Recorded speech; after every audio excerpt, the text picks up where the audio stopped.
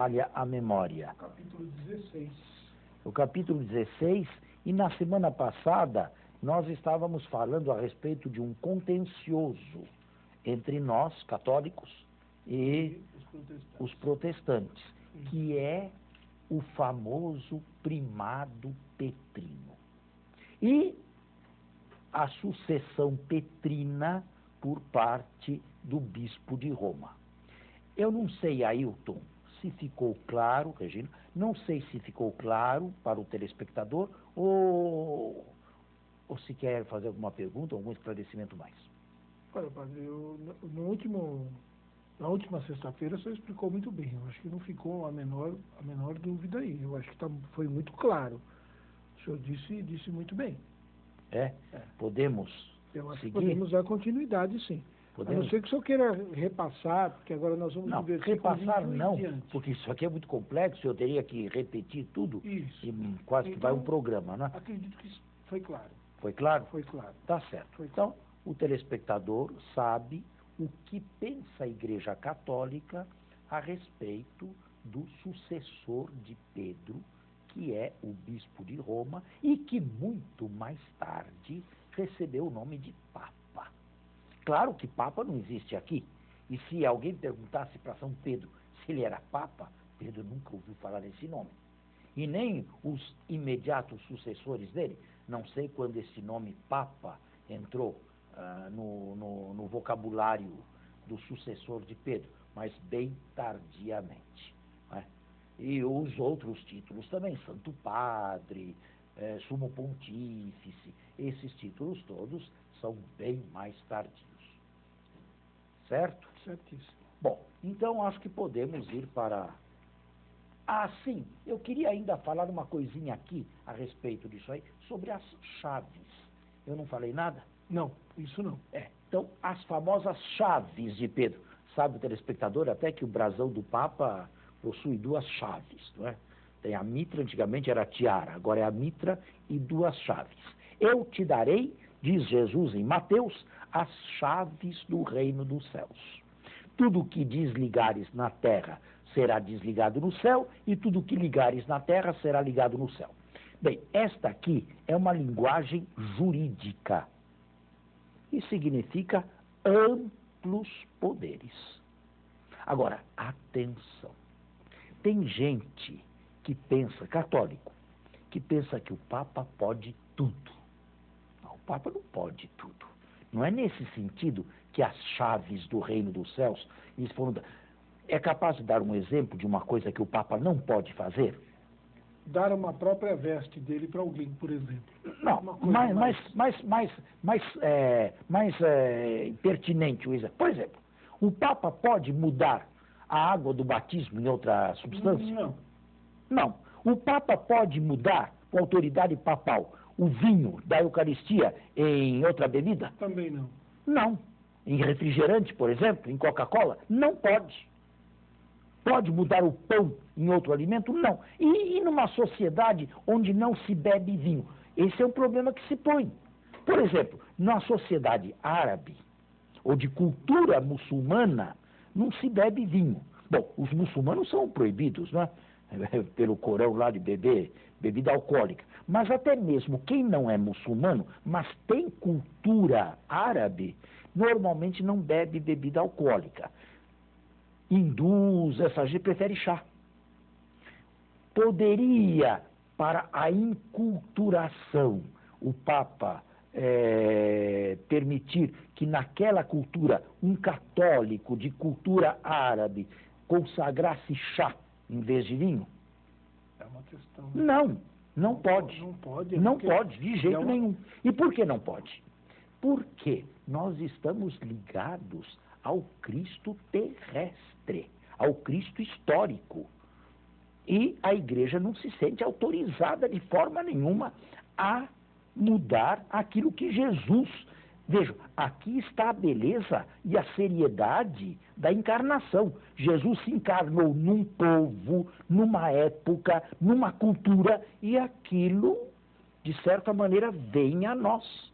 O Verbo não paira sobre todas as culturas. Ele se encarnou no judaísmo. E só no judaísmo, não é? Então, o Papa não pode mudar tudo o que ele quer e transformar tudo. O Papa pode mudar a liturgia completa? Claro que não.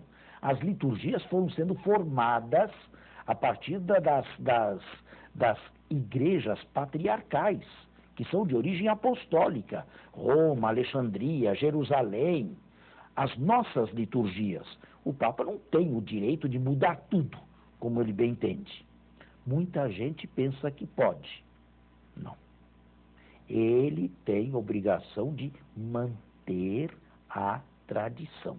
Manter a tradição apostólica. Aquilo que é de tradição apostólica, ele não pode.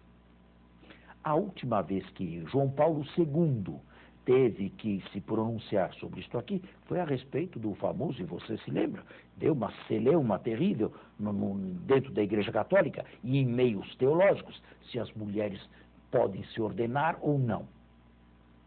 Veja, João Paulo disse que a Igreja não se sente autorizada por seu fundador. Nunca houve isto em 2000 anos, Jesus não escolheu e a Igreja não tem o direito de mudar. Certo? Então, isto tudo para explicar o que é o poder das chaves. Faço um parênteses.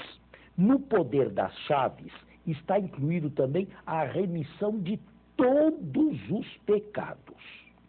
Não existe nenhum pecado, por pior que seja, que a Igreja não se sinta autorizada a perdoar por causa do poder das chaves que lhe foi dado.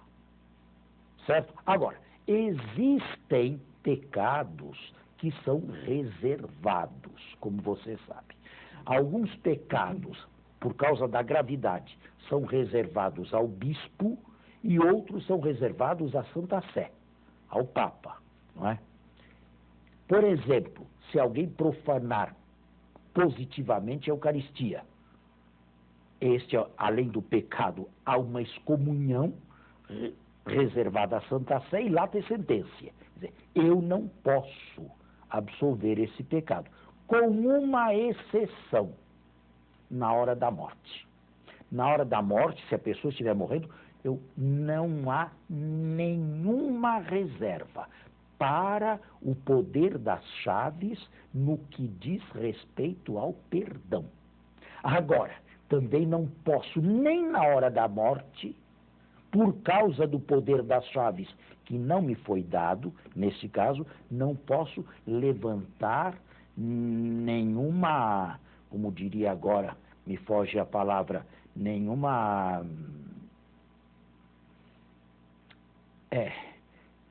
não posso dar nenhuma dispensa. Por exemplo, se uma pessoa é padre, deixou o ministério, se uniu com uma mulher, sem dispensa papal. Na hora da morte, eu posso absolvê-la? Se ela estiver arrependida do que fez, eu posso, porque não há pecado imperdoável na hora da morte. Porém, dispensá-la do celibato e do restante, nem na hora da morte eu posso. Dispensá-la, dar dispensa, não. Perdoar um pecado, se ele estiver arrependido, sim.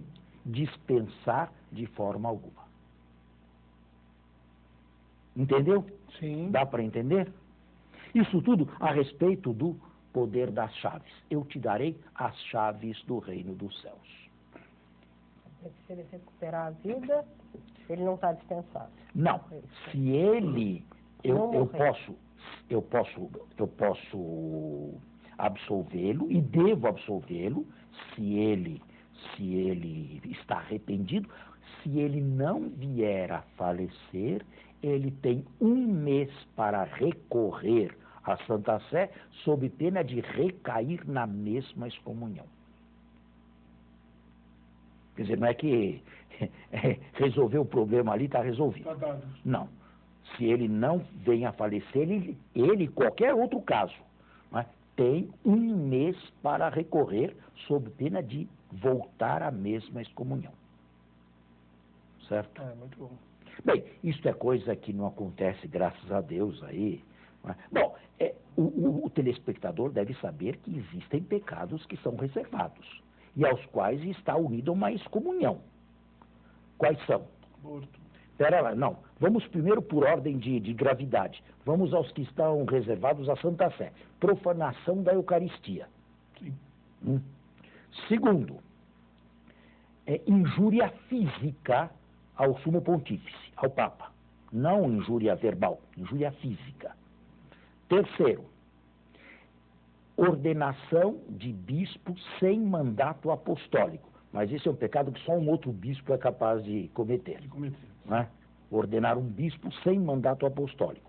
Quarto, a absolvição do cúmplice em pecado. Sobretudo se trata de pecado de sexo. Se algum padre tivesse um caso, um carnal com uma mulher, ele não pode absolvê-la. Caso absolva, a absolvição é inválida e ele está excomungado. Quinto, que mais agora? Eu não me lembro de tudo. O padre que violasse positivamente o segredo da confissão. Esses são pecados reservados. Nós temos que fazer um intervalo e voltamos. Estamos de volta. Eu mostrei quais são os pecados reservados à Santa Sé. Na hora da morte, repito, posso absolver tudo. Mas, se a pessoa não vier a falecer, ela tem 1 mês para recorrer. Sou pena de voltar à mesma excomunhão. Nós temos um caso aí recente, aí, né, daquele bispo que ordenou alguém aí. Quem? Ordenou outro bispo? Um bispo que ordenou um outro... daqueles do Lefebvre? Isso. Foram todos excomungados. Agora, há 1 ano, 2 atrás, o Papa levantou a excomunhão deles porque eles reconheceram a autoridade papal. Mas eles foram excomungados, claro, porque foi uma ordenação ilícita, não é? Foi uma ordenação sem um mandato apostólico, sem autorização do Papa. Aproveitando a oportunidade, o senhor poderia esclarecer o público que está em casa essa questão da excomunhão? Porque as pessoas pensam que é a igreja que está dispensando alguém, mandando alguém embora. E não é bem isso. Não, é a igreja. Sim. É a igreja, mas a pessoa, pelo ato em si, né? Ela já... Todos esses pecados que eu citei aqui, pelo simples fato de serem cometidos, já levam consigo a excomunhão. Quer dizer, a pessoa se põe fora da igreja. Pelo fato de ter cometido essa ação tão grave. Tem outro também, outra excomunhão, e esta é importante que o povo saiba, é a apostasia. Isto é, o abandono formal da fé. Agora, entendam, porque aqui no Brasil, isso aqui acontece a mais no poder, né? Gente que vive girando aí por religiões. É que, infelizmente, sabe, a cabeça, não é? Porque trocar de religião 3 vezes por ano, que significa uma coisa dessa, não é? Para quem tem juízo, para quem tem um pouco de bom senso. E normalmente essas pessoas não têm crítica para fazer um negócio desse. Não se troca de religião. Nem muçulmano jamais troca de religião. Agora um católico deixa de ser católico, passa para esta igreja, amanhã passa para aquela, depois da manhã para... Não tem sentido. É claro que a pessoa que deixar a igreja católica e formalmente entrar numa outra igreja, por exemplo, for ser batizada de novo, rebatizada numa outra igreja protestante, estou dando um exemplo, está excomungada também. Agora, a pessoa pode sair da igreja e ser excomungada da igreja. O que o telespectador tem que entender é que ela não pode voltar à igreja por própria conta. Se ela foi excomungada, ou se ela se excomungou, ela não pode voltar mais. Isso não é uma porta aberta para se entrar e sair a hora que quiser. Pode sair, entrar não. Se trata de uma censura eclesiástica, a censura eclesiástica tem que ser levantada por um sacerdote que tenha delegação do bispo ou da Santa Sé, dependendo do caso. Nenhuma pessoa excomungada pode simplesmente, resolver a ser católico de novo. Não. Você tem que ser recebido novamente na Igreja Católica, você tem que abjurar na frente de 2 testemunhas e do sacerdote delegado pelo bispo. O erro em que você incorreu, tem que realizar o ato de fé, e aí a isto se dá o nome de recepção em foro externo, e depois de ter sido recebida em foro externo, aí ela pode se confessar e se reconciliar em foro interno. A questão da profissão de fé. Não tem que batizar de novo, não. Mas tem que ser recebida novamente. Tem que fazer uma nova profissão de fé? Isso tem. E na frente do sacerdote delegado e de 2 testemunhas, cuja documentação tem que ser por escrito, uma ata do que foi feito, deve ser uma cópia na paróquia ficar, como um batismo, e outra cópia deveria ser mandada para a cúria. É a mesma coisa se um luterano, por exemplo, quiser ser católico. Ele nunca foi católico. Ele é luterano, foi batizado na igreja luterana, nasceu lá, etc. Agora ele quer ser católico. Ele precisa ser batizado de novo? Não, porque o batismo lá é válido. Ele tem que ser recebido desta maneira. Ele tem que abjurar, ele tem que fazer a profissão católica na frente de 2 testemunhas e do sacerdote delegado, e aí ele pode ser considerado católico. E nesse caso, logo depois, ele se reconcilia, se ele quiser, em foro interno, que é a confissão. Sair é mais simples um pouco. Né?